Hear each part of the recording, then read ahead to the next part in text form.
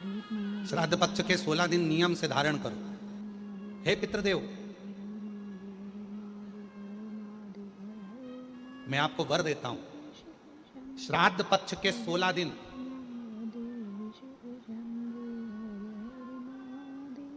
यदि संसार का कोई मनुष्य बेल दूध का प्रयोग करता है, बेल दूध से मतलब होता है बेलपत्र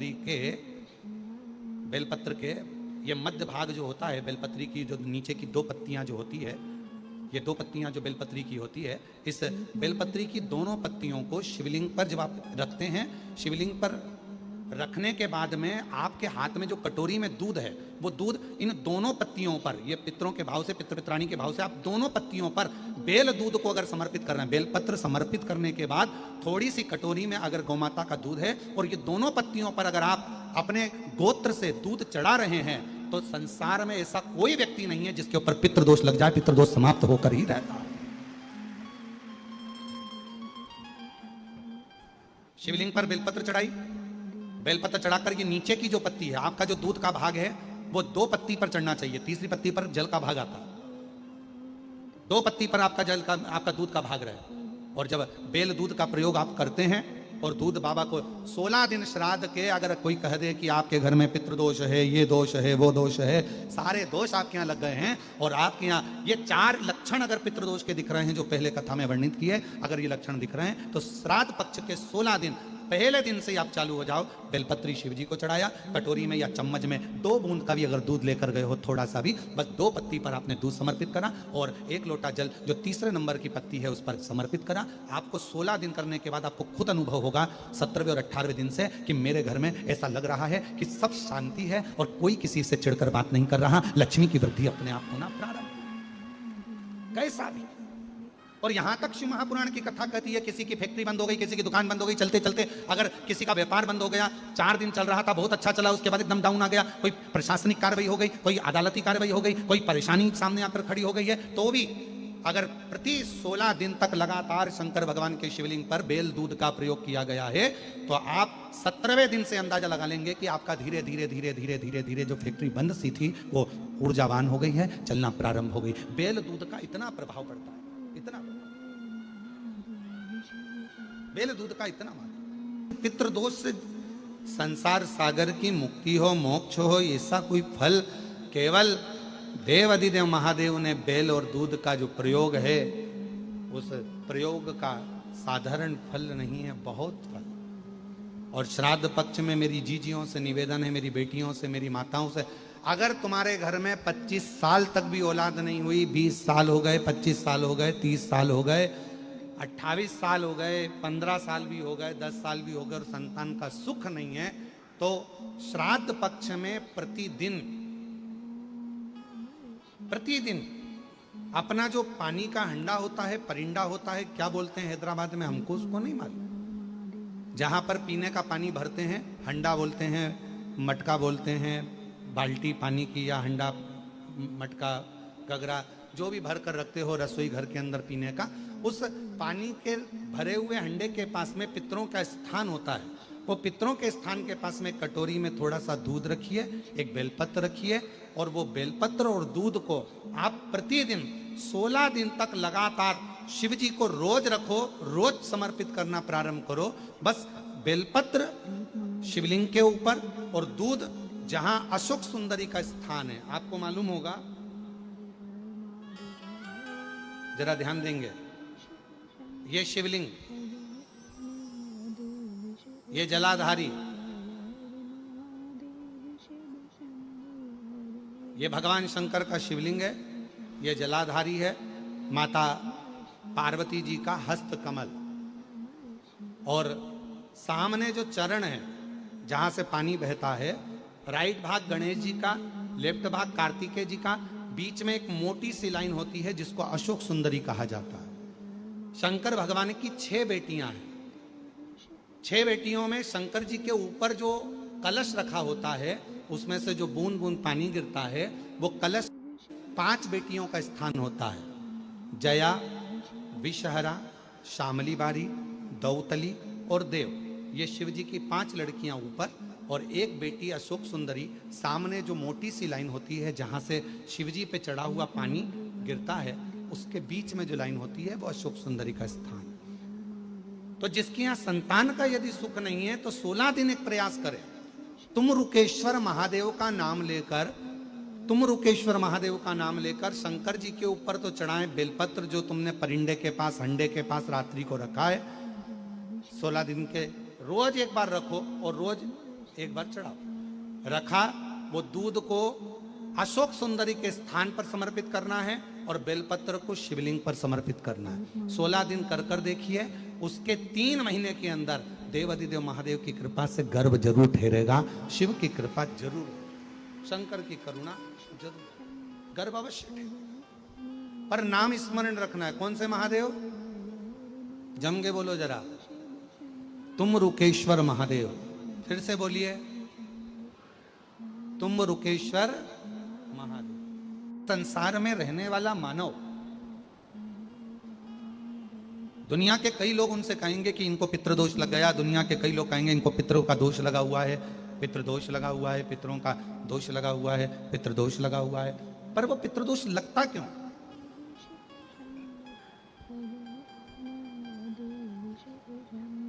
पितृदोष लगने का कारण है क्या?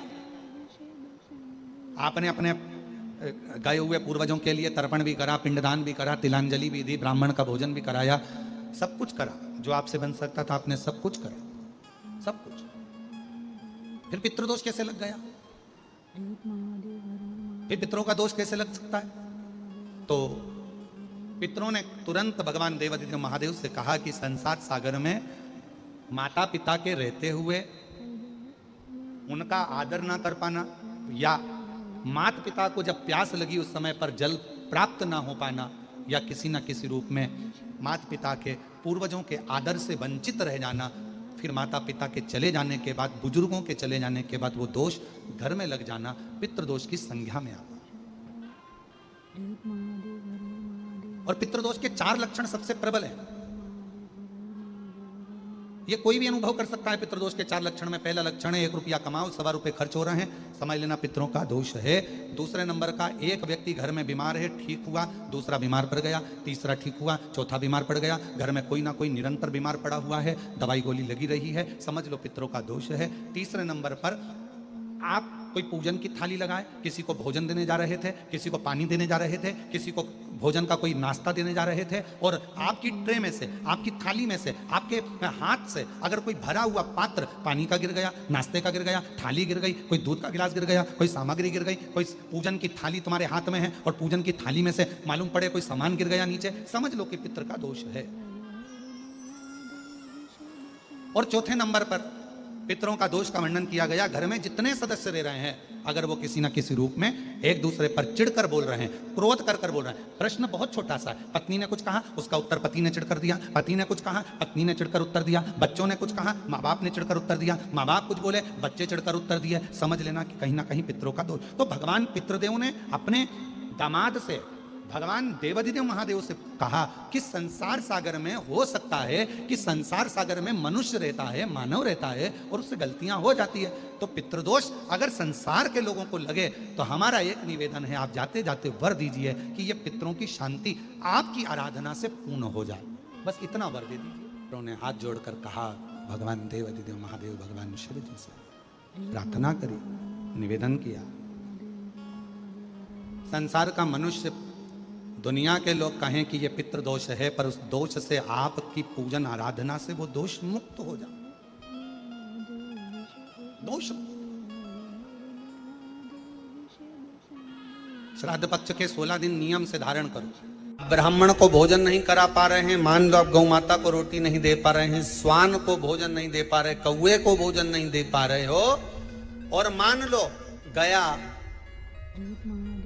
ब्रह्म कपाली या कहीं पिंडदान नहीं कर पा रहे हो, तिलांजलि तर्पण नहीं कर पा रहे हो, तो एक काम जरूर करना, जल के पात्र में 2 बूंद गंगा जल डालना, और वो गंगा जल शंकर को रोज 16 दिन तक चढ़ाइए, पितृदोष समाप्त हो जाए।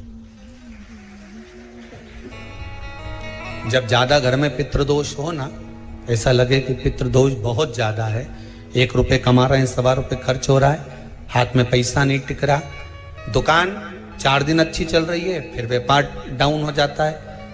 कोई पैसा लेकर भग गया, नहीं दे रहा, कहीं कर्जा मात्रा बढ़ गई है, ये पितृदोष के लक्षण है कुछ।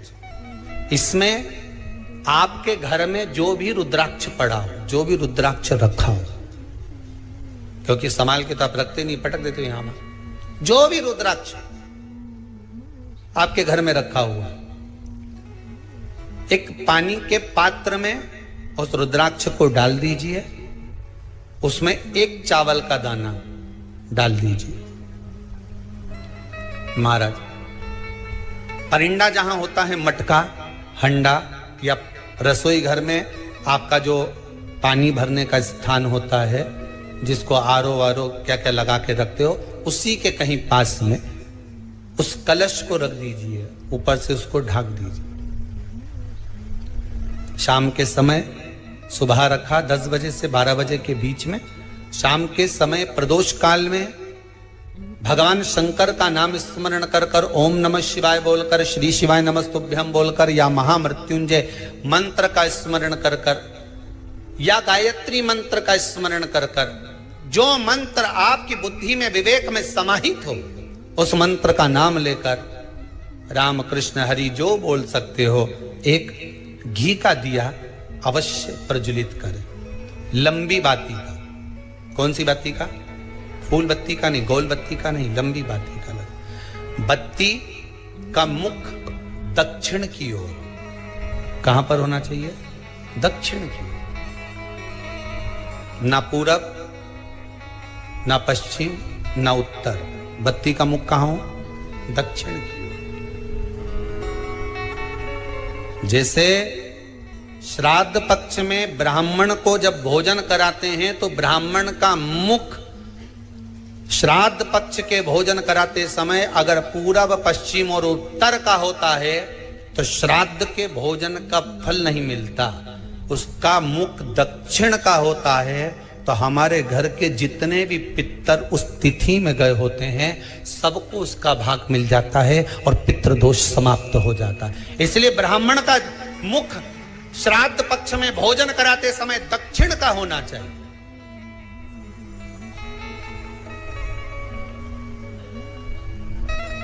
ब्राह्मण का मुख दक्षिण का हो।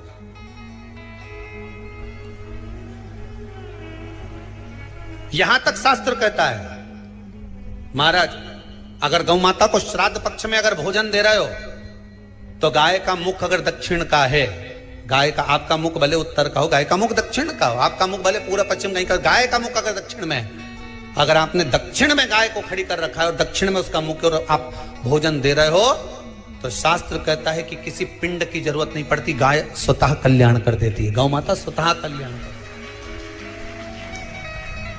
दक्षिण मुखी हो। तो दिए की जो बाती का मुख कहां होना चाहिए? दक्षिण का। और दक्षिण का मुख जब दक्षिण का मुख हो, दक्षिण की ओर बाती हो महाराज, तब दक्षिण की बाती जलाने के बाद में भगवान से वहीं पर प्रार्थना करें। जो कलश रखा है उसके ऊपर जो प्लेट रखी है, ढाका गया है, वहां अपना सीधा हाथ रखें और अपने पूर्वजों का, अपने पितरों का स्मरण करें कि मेरे धन को लेकर कोई चले गया, मेरा व्यापार ऐसा चल रहा है, मेरा घर में बच्चों का विवाह नहीं हो रहा, या घर में इतनी अशांति है, या तकलीफ है, या कष्ट है, ये सब का स्मरण कर कर उस कलश को रात्रि भर रखे रहने दें। सुबह स्नान आदि करने के बाद फिर एक घी का दिया दक्षिण की ओर लगाकर सुबह 10 बजे से 12 बजे के बीच में उस जल को शिव जी को समर्पित कर कर आ जाएं और वो रुद्राक्ष लेकर वापिस आ जाएं। महाराज वापिस आ जाइए, उस रुद्राक्ष को अपने घर में रख दीजिए। वर्ष भर वो रुद्राक्ष आपको कभी बीमारी से नहीं घिरने देगा, कभी किसी जगह खड्डे में नहीं जाने देगा, वो उन्नति की ओर ही बढ़ाएगा। भले कोई भी रुद्राक्ष हो, 1 मुखी से लेकर 14 मुखी, 20 मुखी, 18 मुखी, जो रुद्राक्ष आपके पास में, आप तो उसका स्मरण करिए, आप उसका स्मरण करिए। आपको लगता है कहीं कहीं कि मेरे पितर मुझ पर क्रोध कर रहे हैं? आपको कभी कभी लगे